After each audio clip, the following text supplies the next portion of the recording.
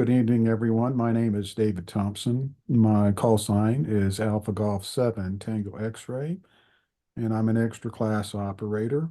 I've been a ham for about 5 years and started out like I guess most of us do now, operating phone, but about 3 years ago, I took an interest in Morse code and learned Morse code well enough to do parks on the air and summits on the air.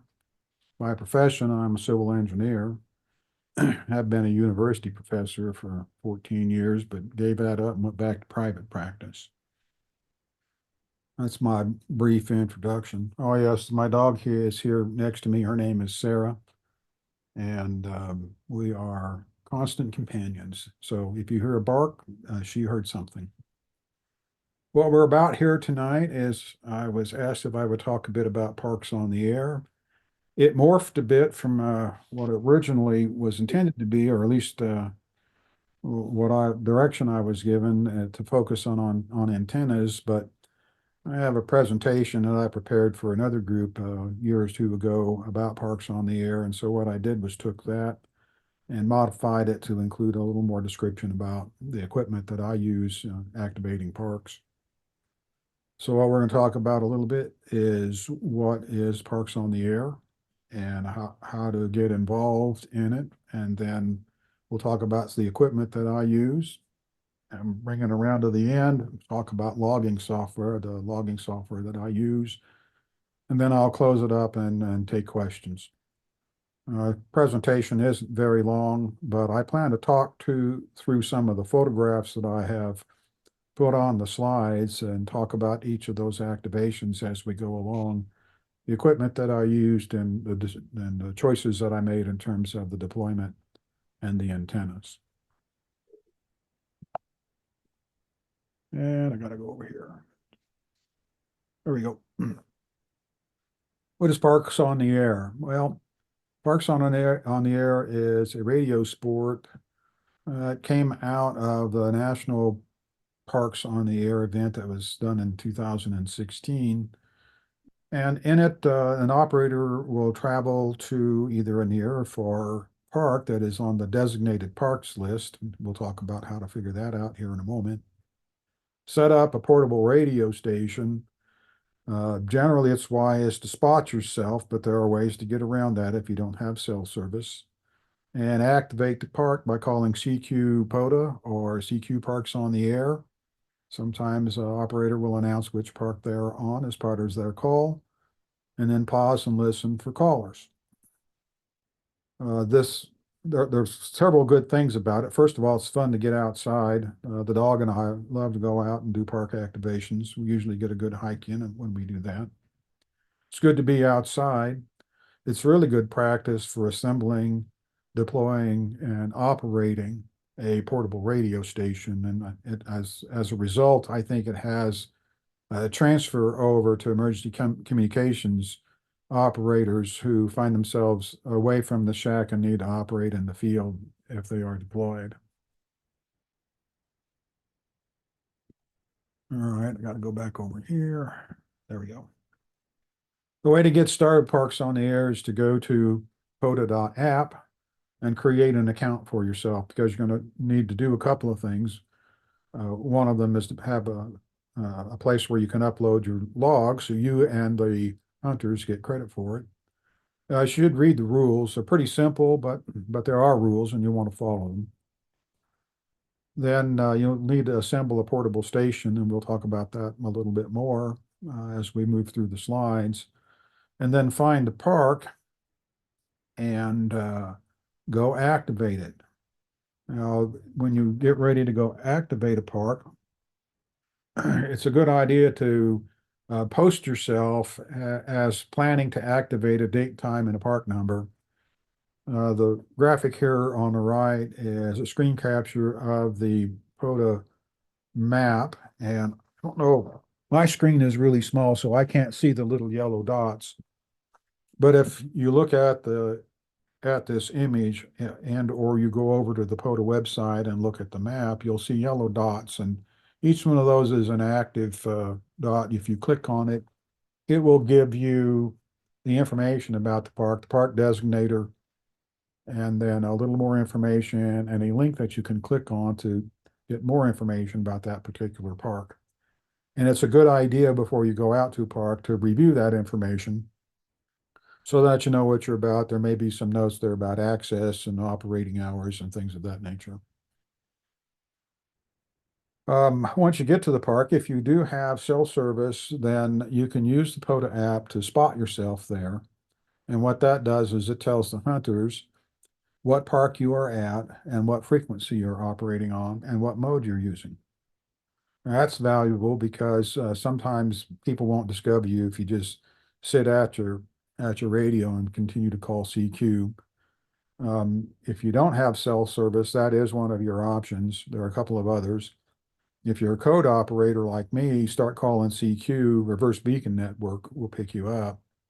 And if you call CQ POTA, I believe that it will send a link to the POTA app that will inform potential chasers that there is a CW operator out there calling CQ POTA. I'm not confident about that, but I think that it works that way. And once you make one contact, then somebody will spot you on the POTA website and you'll be off and running.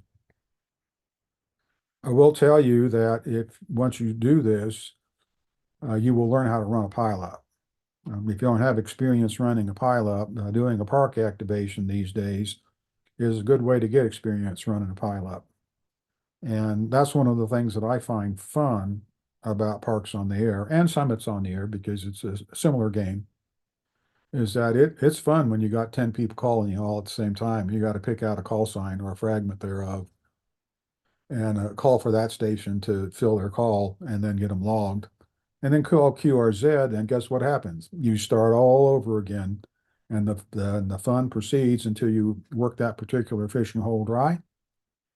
And then at that time, you continue calling CQ, or if you think that you've got what you're going to get out of the band, you change bands and you do it all over again. Takes 10 contacts to make a park activation. I like to get at least 11 or 12 in case I bust a call, because that way I'm sure that I get credit for my activation. Sometimes I'll get 12 or 15 or 20. Sometimes I'll get 100. It all depends on the circumstances, where I am, the time of day, what everybody else is doing, and also propagation. To a limited extent, it depends on how much power that I'm running. Once you're done with that, then you tear down and go home, submit your log, have fun, and be safe. Let's talk about a POTA station for a few minutes. As you all can see, I'm kind of an Elecraft fanboy. This is a KX3, one of my Elecraft radios, and a key by Tony Bellino, who does very good keys. This particular deployment was up at Washoe Lake State Park. I was working on the west side of the park where there's less traffic. If you look closely, you'll see that there's a yellow wire coming from a Cobra head adapter on my Elecraft KX3. And in distance, a little ways off, if you look carefully, you'll see a black mast from which the end of that antenna is deployed. That is Sotobeam's Carbon 6 that I have in my inventory. And the nice thing about it is when you have ground like you do next to the lake, you can poke a stick into the ground and that mast will support itself if you stick it over the stick. This particular antenna that I deployed here is, I think it's the 29-foot end-fed random wire. That is one of Wayne Burdick's favorites. You'll find it in almost all of the Elecraft manuals.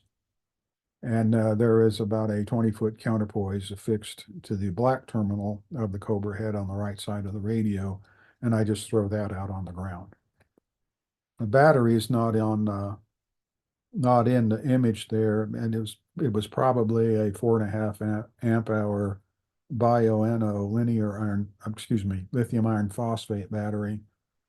I prefer the lithium iron phosphate chemistry because it makes a voltage of about 13 volts when it's topped off, and it holds that voltage in the 12 to 13 volt range until it's almost depleted. 4.5 amp hour battery is a lot for a KX3 because it makes maybe 15 watts. So you have a good long operating time with a battery of that size. And it's about the size of a, I don't know, about this big, not very big, about 6 inches long, and then 3 inches on a side the other ways.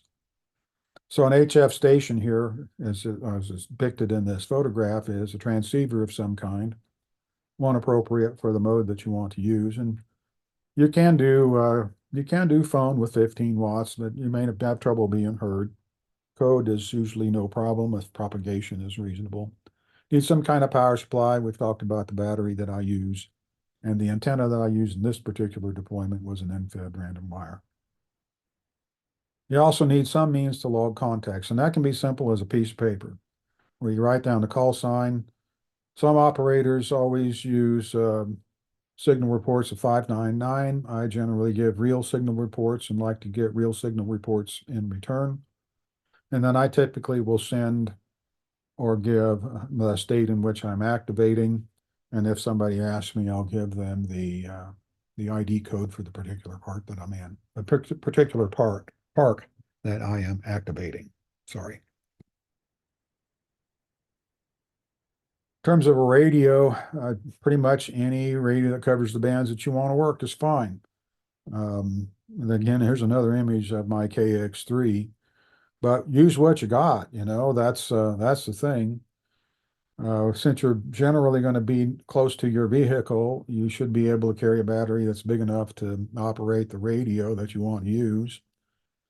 For example, another radio that I've taken to the field quite a lot is an old Yaesu FT897D, which I think is at least 20 years old, but it's an all band, all mode, 100-watt rig. So it needs a bigger battery because it will draw 20 amps key down.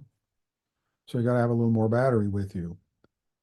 However, it does make 100 watts. And I've made a whole bunch of phone contacts up Washoe Lake State Park, which is the previous slide. The photograph is from there with that radio and a different antenna. And there was about 2 feet of snow on the ground. So I wanted to be inside the rig that day.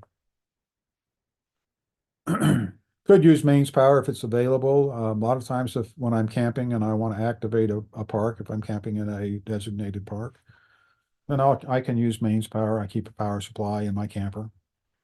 Like I said, I typically use lithium iron phosphate batteries now. But I started out this 2.5 or 3 years ago. I was using a lead acid AGM battery. 80 amp hour battery weighs about 50 pounds. And so, you carry one of those around for a while and ready to go home, take a nap. So the other issue with that particular chemistry is that you can get about 50% of the energy that's stored in it before the voltage falls too low to operate your radio. There are the perennial arguments about QRO and QRP. When I'm operating code, which is most of the time these days, I typically will run anywhere from 5 to 15 watts, depending on the radio and what kind of mood I'm in that day. If it's bright and sunny, I might be motivated to run QRP. If it's gloomy and I want to get the job done and get out of there, then I probably run more power. Let's talk about this deployment here. This was down at Buckland Station near Fort Churchill, which is, I'm in Nevada, by the way. I live in Carson City, and I activate parks all over the state. And when I travel, I will activate parks on the road. This park is down in the south part of Churchill County. It's an old Pony Express station, and it was also a hotel and a general store. That's a lovely place to go. This particular deployment, you can see my little Beno battery behind the rig. That's the little blue box back there, and you can tell that it's not very big. Plenty of energy, though, to run my KX3 for as long as I want to.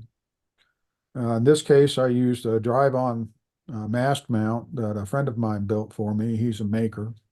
Tim, W7ASY, is the builder.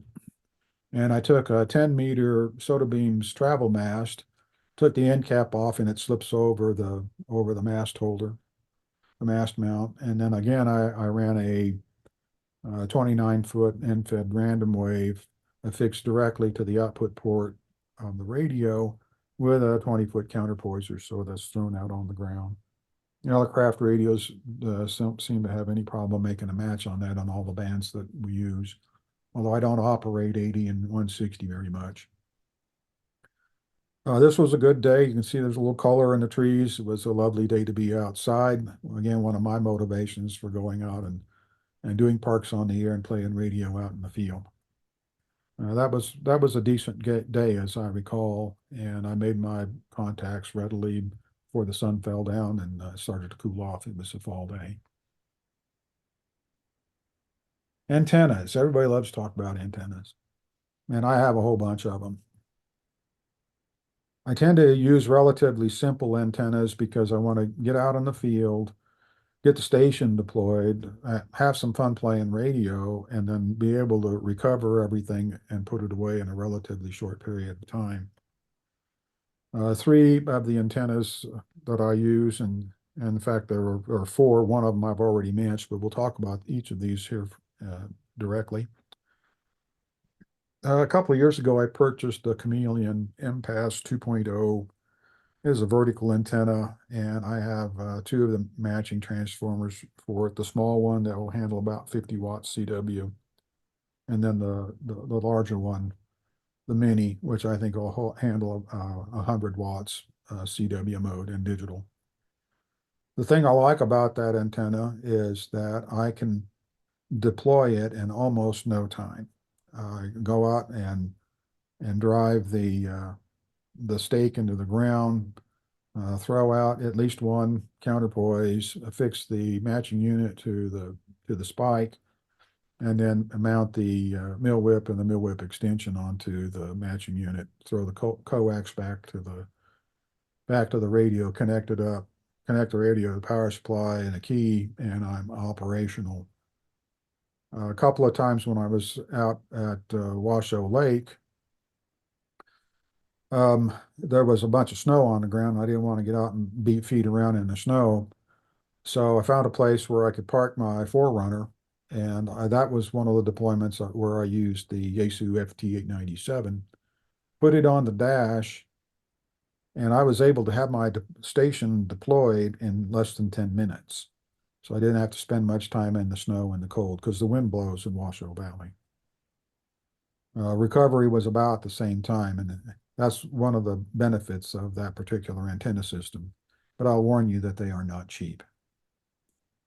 I also have in my inventory a hand-built doublet that I built after the design of, I can't remember his first name, but Seebeck.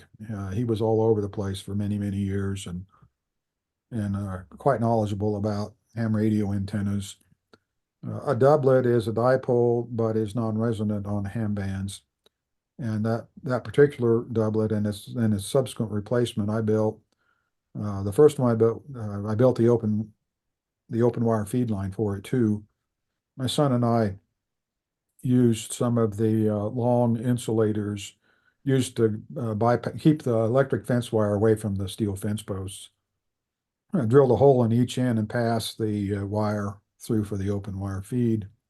And the length of that doublet was, I believe it was 22 foot on a leg. And it was pretty easy to mount it to a Sotobeam 7 meter tactical mast. That mast is stiff enough to support that particular antenna, and the rating elements were deployed as in a semi-inverted V. That antenna works well. It's low loss because of the open wire feed, and sometimes I needed to put a 4-to-1 balun at the bottom to get a good match. But again, running a really short length of coax or wiring the open wire feed line directly to a Cobra head adapter and plugging it into the radio meant for a relatively easy setup. And those antennas tend to be relatively efficient. I know a lot of guys like to put up a dipole, and that's fine if that's your thing. Might want to consider using a linked dipole so that you can work more than one band. And I've done that too. I don't generally do that. I generally use a multi-band antenna just because it's less fiddling with it. Another antenna in my inventory that I have used, and I also use it occasionally for SOTA activations, is a 40-meter infit half wave with a 49-to-1 matching transformer at the end of the radiating wire. Typically, I will deploy that as an inverted L using the 10-meter SOTA beams mast. Sometimes I'll put it on the drive-on mast mount. Sometimes I'll find a post or something where I can strap that mast to and deploy the antenna. And I typically use a relatively short piece of coax along with a counterpoise. I use a 5-foot counterpoise off the negative side of the antenna, and then I usually will put a common mode choke at the radio or at the antenna, just to keep common mode current off of the coax. The other one that I've talked about already is the end-fed half wave. I have two of those, end-fed random wire. I have two of those in my inventory. Both of them I built. One is a 29-footer and the other is a 41-footer. The 41-footer will allow you to operate on 80 meters or 60 meters. And the higher bands, all the way up to 10. Sometimes I take the 29-foot random wire out, and if I'm just doing something quick that I just want to play a little bit, sometimes if I'm walking the dog, when I finish walking the dog, I'm still not ready to go home, so I'll take that 29-foot piece of wire and throw it over the top of the sagebrush, and I call that the sagebrush antenna. And I've actually made a bunch of contacts with such a simple deployment. And again, it's a 2-minute setup and a 2-minute teardown when you're done. It takes longer to wind up the wire than it does to actually deploy it. Sometimes I'll use a mast. Sometimes I've used a tree limb. Your particular setting will determine exactly how you approach things. Let's talk a little bit about the deployment on the right side. This one was a place called, I think, Natural Tunnel Park, I believe it's in Pennsylvania. And when I arrived at the site, I was dragging my camper behind me because I was on my way back from Pennsylvania to visit my daughter. So I pulled into the park and I looked around a little bit, and the main part of the park was down in the valley. It didn't look like it'd be a really good place to set up a radio and have had good takeoff angles. So I'm looking around a little bit, I noticed this parking lot at a little higher elevation. So I drove up there hoping I'd be able to get turned around. And when I got there, there's a lodge there and a little museum, gift shop, something like that. And I looked around a little bit and I thought, well, there's not really room to deploy a big antenna at this location. So if you look at the right-hand side image, you'll see the stalk mirror for my Forerunner that I use when I'm towing the trailer. That is an Elecraft AX1 and AXE. That's very much a compromise antenna. I have it affixed to a clamp on the to the stalk of the stalk mirror, and then I took the counterpoise and threw it out on the ground next to the rig. And my recollection is that that was not a very easy activation. I don't think I made my activation at that location. I made 5 or 6 contacts, but propagation wasn't very good that day. So after working at it for about an hour or so and not making my activation, I decided to pack it in and go on. The radio there is a KX2, and that's a Bengali key that I bought a couple of years ago or so, and a little knee board that I got from another ham who's a maker. And that's an easy deployment.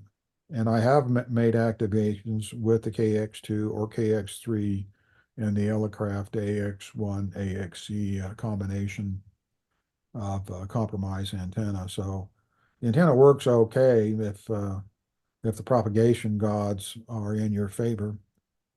And it is something to keep in your toolkit because you just never know exactly what you're going to find when you drive out to a park the first time, and you don't know what your deployment's going to be like. So you need to have a few tools in your kit in order to be prepared for that. Okay, here's a couple more examples of deployments that I have made. Both of these are parks on the air, although the upper two on the left is my forerunner, just about at the time that we were to hit the total solar eclipse there in Missouri. I decided to go and activate for the solar eclipse QSO party. And it was also in a national forest, so I got a twofer out of that. I got the SEQP as well as POTA park activation.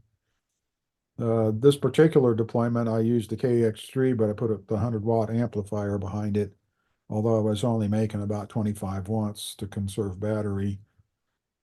On the upper right there, that's the rig. That finned thing in the back is the KXPA 100 linear amplifier for the KX3 or KX2 radios.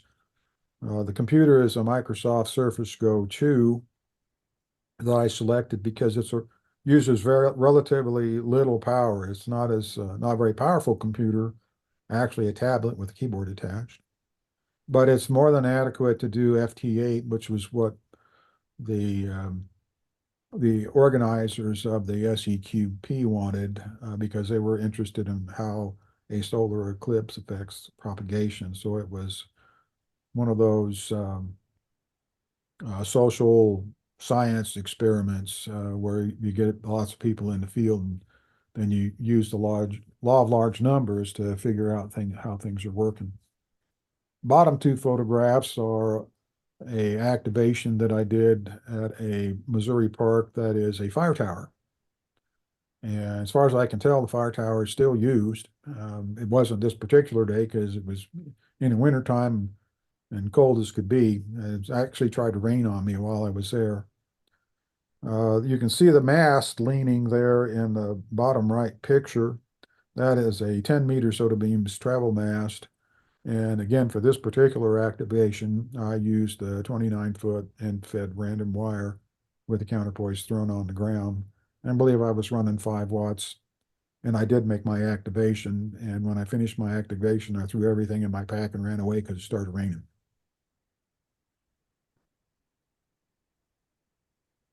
Logging.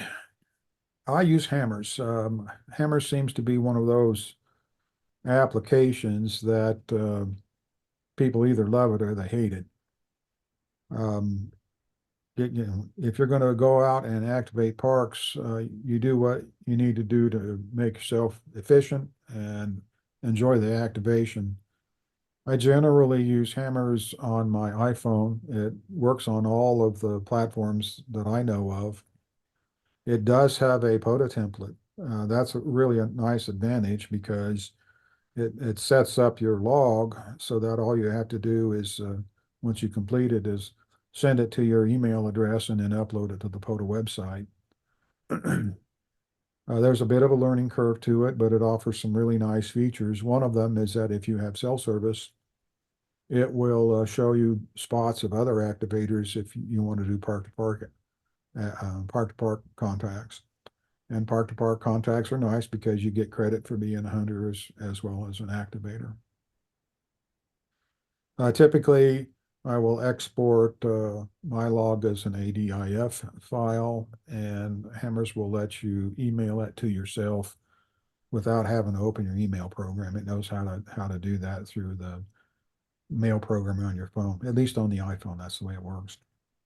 And as I said, the ADIF file that you get out of Hammers can be directly uploaded to the POTA website, and it makes the logging very simple. I have logged on paper. I just hate having to retype it into a computer program when I get back to the house. So it's really nice to be able to do this on the phone, and also runs on my Surface Go 2, and I've used it as well. It's a little easier to work with keyboard, but I have figured out how to manage everything, keep my iPhone in my left hand and run a radio with my right hand, and then tap on the keys on the iPhone with my little finger or my index finger. It works for me. And again, after you do a few activations, you'll find what works for you. After every deployment, and this is down towards the bottom of the text box on the left. I typically will sit down and write an after action report. You know, it's probably not something formal that you would give to your CO, but it is something that lets me make notes for myself about what I did and why I did it, what worked and what didn't work, and what did I learn. And sometimes I post these on my weblog. I'll write up a story about my activation, post a couple of pictures, and then my what did I learn. That's really important. Some parks, some places, locations may encompass more than one park. For example, there is Mormon Station State Park, not far from where I live, about 10 or 12 miles south of me in Genoa, Nevada. Best I can tell, there are 4 parks at that particular location. So when I go activate that one, if I make my quota, my 10 contacts, then I actually get credit for activating 4 parks. And figuring that out takes a little bit of work. I, because of my profession, I use something called Geographic Information Systems software to make maps. And so I'm able to get the property boundaries for the state properties and the federal properties, and I make a map of my general area or areas where I think I'm going to be, and I look for parks that are superimposed on each other so that I can get multiple activations out of one setup, out of one deployment. There are a lot more digital activations the last year or two. A lot of folks are using FT8. Ham I met in Missouri when I was at a park activating. He and his wife showed up and wanted to visit while I was trying to activate, which didn't make me very happy because I have to be pretty focused when I'm operating code. But one of the takeaways that I got from him is that he was a CW operator. I actually think that he was a first-class radio operator and had something to do with actually sending a lot of traffic. But his wife is an FT8 operator, and so when they go and activate a park, she does the digital part and he does Morse code. POTA expeditions, I like that. That's what I do a lot of times when I'm out and about, traveling across the country. I'll stay someplace and then I'll make a run at a whole bunch of parks in that area before I leave and move on. One of the things to be aware of is propagation, particularly during this last few months and probably for the next few months coming. The sun can be an angry son of a gun and really mess up the ionosphere.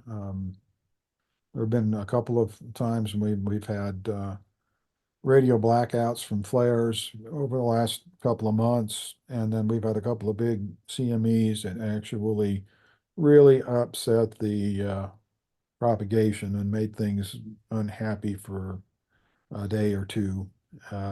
Last time I checked, which was a couple of days ago, we were in a relatively calm period. But what the takeaway there is that you really should pay attention to propagation. Again, my buddy Tim, W7ASY, I ran across Tim at a park.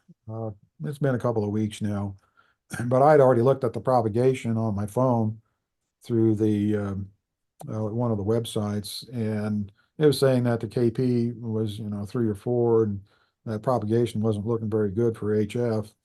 I walked over to his rig. He had his ICOM 7100 set up, was sitting in the door of his rig, and I looked at him. He's making calls and he was making contacts. So, just because the numbers say propagation is no good, there's no guarantee that it's no good. Similarly, there have been other times when propagation seems like it should be fine, and I'll be talking to my buddy Dick, K7ULM up in Montana. We've done a lot. We've done a lot of contacts back and forth, playing parks on the air, and he will tell me that the bands were just awful. And I look at the numbers on the website, and it looks like they should be good, but I can't hear him, and he can't hear me, and he's about 500 miles from me, so we should be able to get each other if propagation is reasonable. So you don't know. It's always it's an unknown thing, and all you can do is what you can do. But it's good, I think, good idea to pay attention to it. This last one, I'll tell you about the activation a little bit. That is a Wolf River Coils vertical. And I had the long whip on mine so that with the collar at the top, that vertical radiator will tune 20 meters and be resonant. And then I have a few counterpoises thrown out on the ground. That particular activation, that was a bit ago, and I was still throwing out a solar panel to keep the battery topped off. And I think that time I was running the KX3 with the 100-watt amplifier. And that's a park down not too far from let's see. It's down in Alpine County in California. Yeah, it's about an hour and a half from here. My first time activating this location. Real pretty place to go. And I made my quota easily, and I think I was running Morse code on this particular application. So with that, I think I've talked long enough. If there are questions, I'll be happy to take them.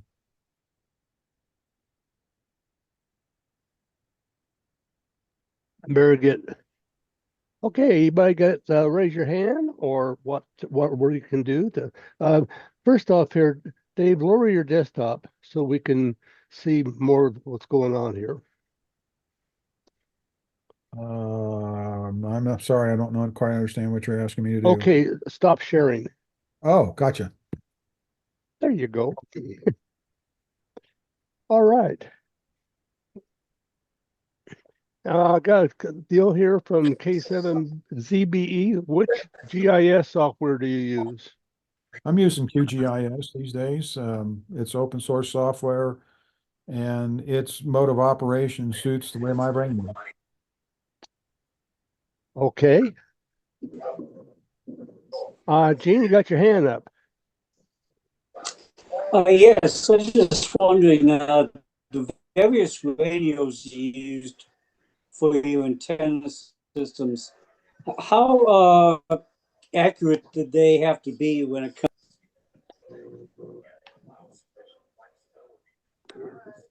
I did not get full copy on that. Did somebody get that? Gene, try it again. You're breaking up. All right, sorry about that. Can you hear me better? Yes. Okay, a little bit too far away. The radio systems you used on your various antennas, was the length of the radios important, or did you just pretty much guess based upon past experience how long they should be or how short they should be? I've kind of been following what Callum McCormick, the DX commander guy, says. He says the more wire you get on the ground, the better. And based on some reading of some papers, I think it was Rudy Severance, wrote a series of papers on radials or counterpoises. I've been calling mine counterpoises because they're always on the ground, they're not suspended. So I'm looking for that ground connection. I typically will cut mine. If I'm using a vertical, I'll typically make mine 16 feet long and try to put 15 or 20 of them on the ground and spread out around the antenna. I do not have scientific measurements to say that that's the best approach, but it is consistent with what both Callum and Rudy Severance have said is a good approach to laying out a wire system to serve as the base for your vertical antenna. All right, thank you very much. You're welcome. Yeah, Gene, you're being flagged as having low bandwidth. That just heads up on that. Anybody else? Hands up or questions in the chat thing?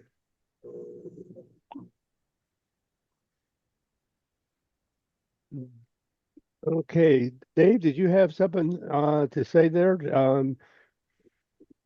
Yeah. Thoughts on the Zygu G90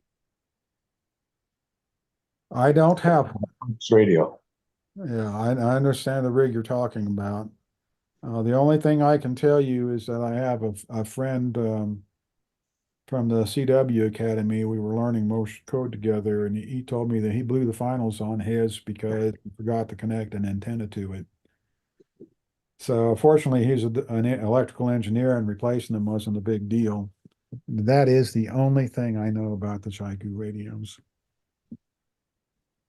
That's not a good thing to know, or it's a good thing to know. How it depends how you look at it. Well, tell you, this means that I'm really, really careful with my radios. Yes. Tom, you got your microphone unmuted. Were you wanting to ask a question? In W3X? Uh, oh, okay. To bump it back. Oh, no, I wasn't going to ask a question. I was just working on a few things here at the same time. Okay, you unmuted yourself, and that's why I asked you. Okay. Does anybody else have a question? How we doing here in chat? Okay, there's several comments here. I usually have somebody on to help me read these things. It makes it a little easier than trying to multitask all over the place. He didn't show up tonight, so I'm doing the one-handed bandit thing here. Okay, well, David, this is a great presentation. You've done all of us a great service in sharing your experiences there. Well, thank you. I'm glad that you all enjoyed it. You know, I wasn't quite sure how this was going to go. How the day is ended a lot better than it started. I can tell you that. Oh, judge from what uh, Anthony told me earlier, your day has been rather interesting. Yep, yeah, that's a good way of putting it. All righty. Well, look around, see if we got any more questions. Got some great things here. See here. N8SBE. Do you want to come on and ask some questions here? You have some questions about the radios and such. Well, I wasn't posing so much as a question as that I know that, a lot of folks will tell you that the length of the radios, if they're on the ground, is not critical, and I suppose that's the case. But I use the super antenna tuned radios with my vertical system. And what's nice about that is the 80-meter radio is actually quite long. And I find that if I get that out and spread that out, why it really helps me on 80 meters. So, a lot of people say, just use 10-foot long radials, but on the lower bands, I think it really helps to actually have that extra wire out there. I think that's probably true, particularly if you elevate that radial wire and get it off the ground. I don't consider myself an expert, and I'm not an electrical engineer. I'm a civil engineer. And so I'm learning as we go along here, and I try to pass on the information that I pick up. It seems that like you said, though, that that wire on the ground is a different beast, and that the old radio man's rule of thumb for the broadcast engineers was that you wanted at least 100 wires on the ground. And Rudy Severance has a story about that goes with it. Well, from my own experience, if you happen to be on the ocean with operating on the ocean beach, you can stick a rod in the ground, and that's all you need. If you happen to be out in the desert in the middle of big sand, you better get a lot of wire on the ground and get it off the ground if you can. That's been my experience on that. The more wire, the better, as was just commented by David. Anybody else? You commented on radials as opposed to ground wires. Well, how do you find the difference between the two of them? I've only done one experiment with that, and so so take what I say with a grain of salt. But I found that the length of the wire, if it is off the ground, is far more critical than if it's on the ground. And so if you're going to have an elevated wire, which is generally what I call radial, then you're going to want to tune it. All right. Thank you. You're welcome. All right. Well, we're moving right along here. Anybody else got any questions or answers or whatever? Yeah, just one more. You said this was going on YouTube? Yes, it will be. Yes. And we'll just have to look under the bark. Do we look up the title, or how do we find it? Well, did you get an invitation from me for tonight's meeting? Because I got the links on that to get to all the YouTubes. I got the general email. I'm not sure. Okay, Take a look. near the bottom of that, I've got links to the YouTube and all the other places that we populate. Excellent. Excellent. Thank you very much. Not a problem. Gene, you got your hand up? Yes, hopefully you can hear me okay. When are the Oh. Thursday night meetings starting up again? Oh, for those that don't know, for years we did two nights a week on RATPAC. One Wednesday, which is for general amateur radio, sort of like we have now, and Thursday was for disaster communications, uh, be it Aries or whatever you name it.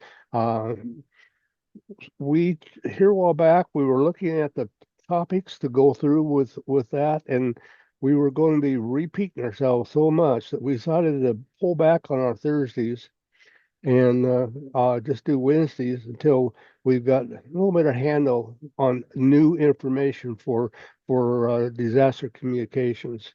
So it's kind of iffy when we're going to do it. We certainly have it open to go back to it anytime we like. Thursdays was always our biggest night of the week. I had the most turns out, and most people got the most information out of that. We cover a lot of top topics, but we've had to put those off for a while. And as soon as that starts to pick back up again, we'll be back at it again. Does that answer your question? Hopefully. Hello, hello, Gene. Okay. Anybody else got a question out there? Yeah, I've got that one more here.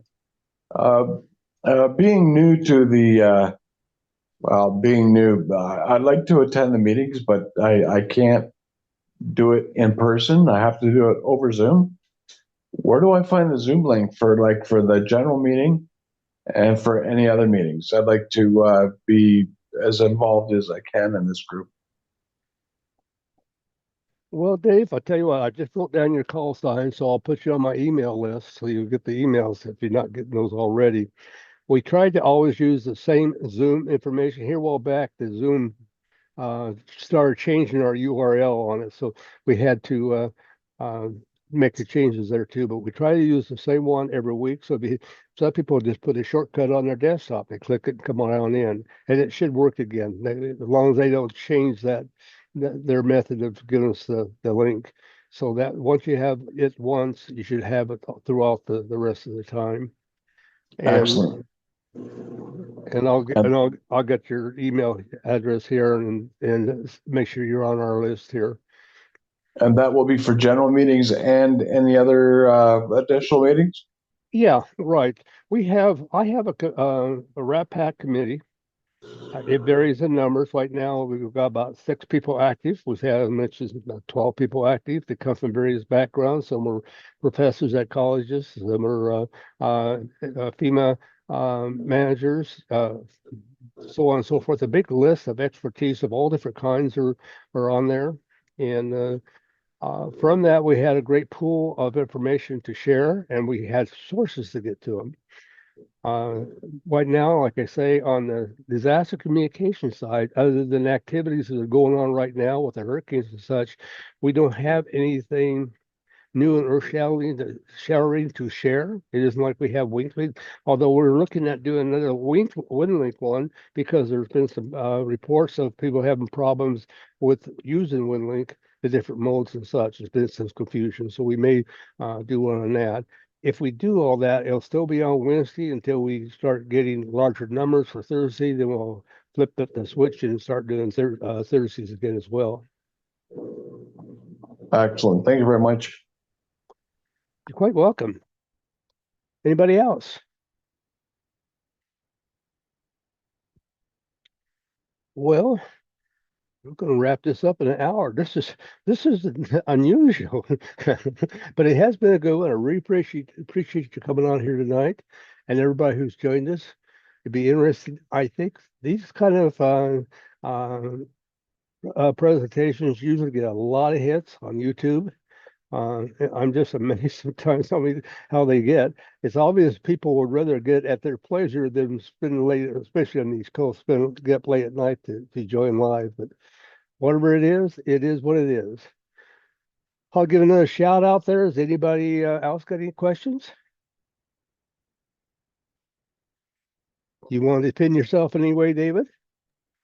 I just want to say thanks for having me on. It was fun. Good way to end the day. And I'm available by my call sign at arrl.net, of course, or you can find me on QRZ. All Thank right. you, 173. 73 is you, and I'm going to say 73 is everybody else, and pull the plug and start preparing this. Got to go edit the program tonight and get it ready. So 73 is everyone.